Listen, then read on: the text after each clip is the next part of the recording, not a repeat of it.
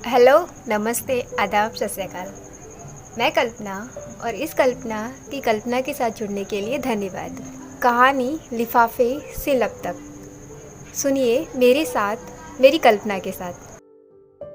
कहानी लिफाफे से लब तक का पहला एपिसोड आपने अभी तक ना देखा हो तो उसका लिंक डिस्क्रिप्शन में है और आगे की कहानी जानने के लिए जुड़े रहिए। सिया ने एक बार फिर से कॉल लगाया और सामने से फ़ोन उठाया गया और कहा गया, क्यों बार बार फ़ोन करके मुझे हैरान कर रही हो? आपको क्या काम है मुझसे? तो सिया ने घबराते हुए कहा, सर आप फ़ोन मत रखिएगा, पहले मेरी बात पूरी सुन लीजिए।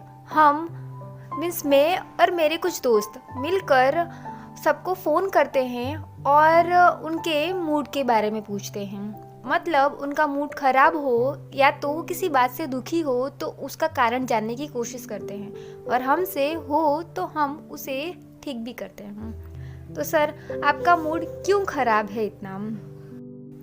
ये बात सुनकर सामने से आवाज़ आई कि मुझे आपके ये काम से कुछ मतलब नहीं है, सो मुझे आपसे कोई बात नहीं करनी। फिर भी सिया ने जोर डालते हुए पूछा कि सर क्यों आपका मूड इतना ख़राब है? तो सामने से जवाब आया कि आपसे कोई चीज़ जो आपका सपना हो या कोई व्यक्ति दूर हुआ है कभी? तो सिया ने कहा कि सर मेरे साथ ऐसा अभी तक कुछ भी नहीं हुआ है, पर अभी आप मेरे साथ बात नहीं करेंगे तो शायद हो जाए। तो फिर सामने से आवाज़ आई कि आपके साथ ऐसा अभी तक कुछ नहीं हुआ है और शायद हो जाए, पर मेरे साथ तो हो चुका है, वो भी दो बार।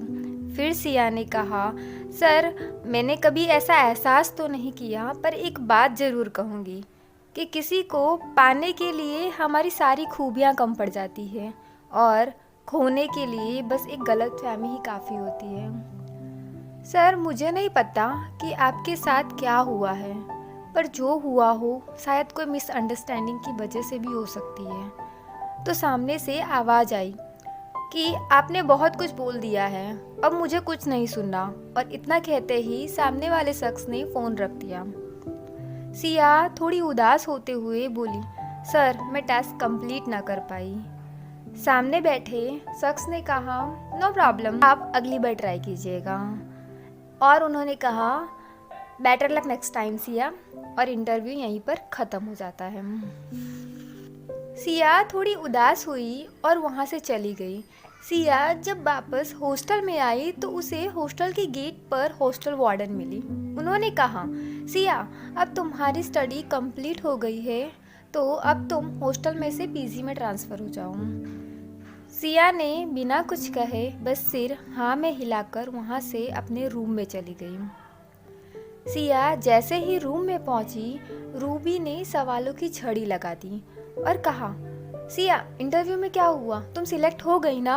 रूबी का ध्यान सिया पर गया कि वो कुछ भी नहीं बोल रही और वो थोड़ी उदास बैठी है। तो रूबी ने कहा, क्या हुआ सिया, क्यों उदास हो? सिलेक्ट तो हो गई ना तुम? तो सिया ने कहा, रूबी मैं सिलेक्ट ना हो पाई। इस पर रूबी ने पहले तो कुछ नहीं बोली, फिर रूबी ने कहा, तो क्या हुआ, अगली बार फिर से दुगनी मेहनत करके ट्राई करना, अगली बार ज़रूर सिलेक्ट हो जाओगी। इस छोटी बात पे उदास होने की क्या ज़रूरत, मेरा उदास बेटा। रूबी के बहुत समझाने के बाद सिया के चेहरे पर मुस्कान आ ही गई। फिर सिया को अचानक से याद आया कि नीचे वार्डन मिली थी, उन्होंने कहा कि अब पीजी में ट्रांसफ़र हो जाना चाहिए। तो रूबी ने मजाक करते हुए बोली, अच्छा है ना, अब रोज़ उनकी शक्ल देखनी नहीं पड़ेगी। दूसरी सुबह हुई और दोनों अपने लिए पीजी रूम ढूंढने निकल गए। उन्होंने बहुत ढूंढा पर उन्हें नहीं मिला। उनके बहुत ढूंढने के बाद एक घर मिला, पर वहाँ भी घर रेंट पे देने से पहले घर के मकान मालिक ने कंडीशन रखी कि सामने वाला घर भी मेरा ही है। वहाँ पर जो रहते हैं उन्होंने एक्स्ट्रा पैसे दिए हैं कि घर के आसपास शांति रहे। तो तुम दोनों इस बात का ध्यान रखना और ज़्यादा आवाज़ मत करना। इस पर रूबी ने मुंह बनाया और सिया को धीरे से कहा, इतने अकड़ू इंसान को रखते ही क्यों जो इतनी सारी कंडीशंस रखे? घर ना मिलने की वजह से उन्होंने सारे कंडीशन एक्सेप्ट किए और वहाँ रहने आ गए। ऐसे ही दिन बीतते रहे और दोनों अपने अपने कामों में बिजी हो गए। एक दिन रूबी अपनी बालकनी में खड़ी होकर चाय पी रही थी, क्योंकि उसे चाय पीना बहुत पसंद था। पर सिया को चाय बिल्कुल पसंद, इसीलिए रूबी को हर बार अकेले चाय पीनी पड़ती थी। जब वो बालकनी में चाय पी रही थी तो सामने वाले घर की खिड़की में से दिखा कि सामने वाला शख्स भी उसी समय चाय पी रहा था। उसका चेहरा तो नहीं दिख रहा था क्योंकि खिड़की बहुत छोटी थी, पर तो भी रूबी ने बात करने की कोशिश की। हाय, हम आपके नए नेबर हैं, लगता है आपको भी चाय पीना पसंद है। तो सामने से आवाज़ आई, हाँ पसंद तो है, आपको क्या? रूबी ने कहा, मैंने तो ऐसा कुछ नहीं पूछा, आपको नहीं बताना तो मत बताओ कि आपको क्या पसंद है क्या नहीं। सामने से जवाब आया, गुड। फिर रूबी गुस्से में वहाँ से चली गई। वो अंदर गई और उसने सिया को सब कुछ बताया और कहा कि अपने सामने वाला नेबर बहुत बदतमीज़ है। उस पर सिया ने कहा, शायद उसका मूड नहीं होगा बात करने का, रहने देना। दोनों इसी टॉपिक पर बात कर रहे थे, उतने में सिया का फ़ोन रिंग हुआ। सिया ने फ़ोन उठाया और नेटवर्क प्रॉब्लम की वजह से वो बाहर चली गई बात करने। फिर जब वो वापस आई तो सिया बहुत खुश थी। उसने वापस आकर रूबी से कहा, मुझे उसी रेडियो स्टेशन से फ़ोन आया था, उन्होंने मुझे एज अ इंटर्न अपॉइंट कर लिया है। उन्होंने बताया कि एक लड़की रेडियो स्टेशन ज्वाइन ना कर सकी तो उसकी जगह मुझे ले लिया गया है। दोनों बहुत खुश हुए और फुल वॉल्यूम में सॉन्ग बजाकर नाचने लगे। उतने में पीजी के ओनर ऊपर आए। उन्होंने कहा, मैंने आवाज़ करने के लिए ना पाड़ा था ना तुम दोनों को, तो क्यों कर रहे हो?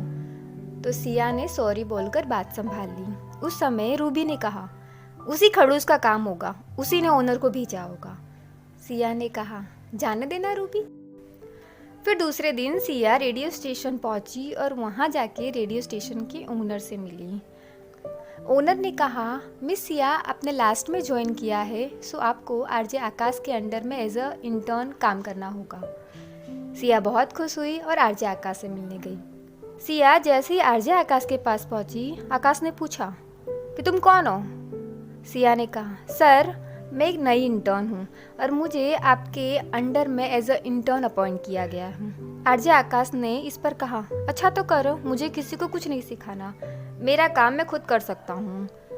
ऐसा तो सिया बहुत शांत थी, पर इस पर सिया ने जवाब दे ही दिया कि सर भले आप आरजे बन गए हो, पर आप हो बड़े बदतमीज़, आपको क्या बोलना है वो भी नहीं पता। आरजे आकाश ने कहा, तो अच्छा इस बदतमीज़ के अंडर में इंटर्नशिप मत करो, चली जाओ यहाँ से। इतने में आगे पड़ी चेयर से सिया के पैरों में चोट लग गई। यह देखकर आरजे आकाश हंस पड़े। इस पर सिया को बहुत गुस्सा आया और उसने कहा, मुझे पहले लगा कि आप सिर्फ बदतमीज़ हो, पर आप तो बेदर्द भी हो, आपको शर्म नहीं आती, किसी को चोट लग गई और आप हंस रहे हो। इतना कहकर वहाँ से चली जाती है। सिया रेडियो स्टेशन के ओनर के पास जाती है और कहती है, राजीव सर मुझे आरजे आकाश के अंडर में काम नहीं करना। ओके, तो आप जॉब छोड़ सकती हैं, क्योंकि सब आरजे के इंटर्न फाइनलाइज हो चुके हैं, सिर्फ आरजे आकाश ही बचे हैं। सिया ने इस बात पर कहा, नहीं सर, आई विल मैनेज। फिर सिया आरजे आकाश के पास वापस गई और कहा, सॉरी सर, शायद मैंने ही कुछ ज़्यादा बोल दिया होगा। इस पर आरजे आकाश सिया का मजाक बनाते हुए कहते हैं, तुम तो इस तरह गई थी जैसे काम छोड़ ही दोगी। सिया ने फिर कहा, मेरी मजबूरी ना होती तो मैं आप जैसे इंसान के अंडर में कभी काम ना करती। सिया थोड़ी शांत हुई और बोली कि सर कुछ काम हो तो बुला लीजिएगा, मैं बाहर जा रही हूँ। सिया जैसे ही रूम में से बाहर निकलती है, उसने दो लोगों को बात करते हुए सुना। आरजे आकाश कितने बदल गए हैं, पहले कितने अच्छे थे, अच्छे से बात करते थे, हमेशा खुश रहते थे, सबके साथ मजाक करते थे, उनका यही स्वभाव था। अब ना जाने क्या हो गया है। हाँ वो तो है, जब से आरजे आकाश अपने गांव जाकर आए हैं तब से उनके बिहेवियर में बहुत चेंजेस आ गया है। वो पहले ऐसे ना थे।